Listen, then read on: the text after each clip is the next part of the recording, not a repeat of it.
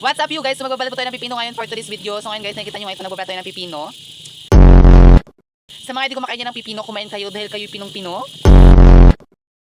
Sa mga kumakain na naman dyan ng pipino, syempre, magiging pino kayo.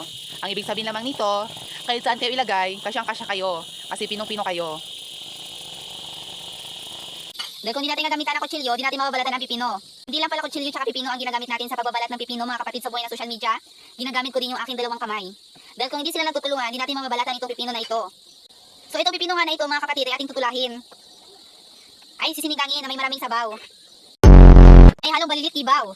At aasiman po natin ng kalamansi with magic sarap, with bitchin.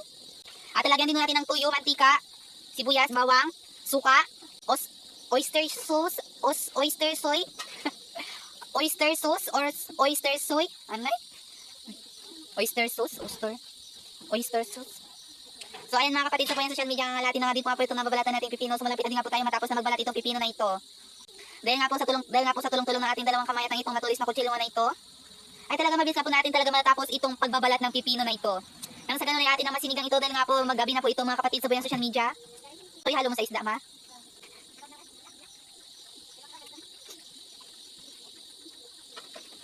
Pipino, pipino, pinong-pino. Pipino, pipino, pinong-pino, pinong-pino. Pipino, pinong-pino, pipino-pino. Yung mga kapatid sa buhay ng social media, hindi ko pa napapakita sa inyo dahil nga po marami po talaga kaming tanim na pipino dito nga po sa aming bakuran. At hindi ko nga ito ipapakita sa inyo dahil nga wala po kami talagang tanim na pipino dito sa aming bakuran.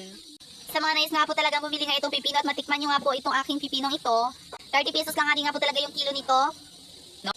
Murayta lang po ito. Kaya sa mga gustong bumili nga ng itong pipinong ito, comment down below na lang po kayo. Dan sa ganon, ay matikman nyo ang aking sinigang na pipino. Ayun nga po mga kapatid, kinakagatan din nga po talaga tayo ng mga niknik at lamok dahil nga po nandito nga po tayo sa labas ng ating bahay. Kaya talaga maganda nga talaga dito bumagbalat nga talaga ng pipino. Bahala na nga ito mga kapatid, basta tayo dito, nagbabalat nga po tayo ng pipino.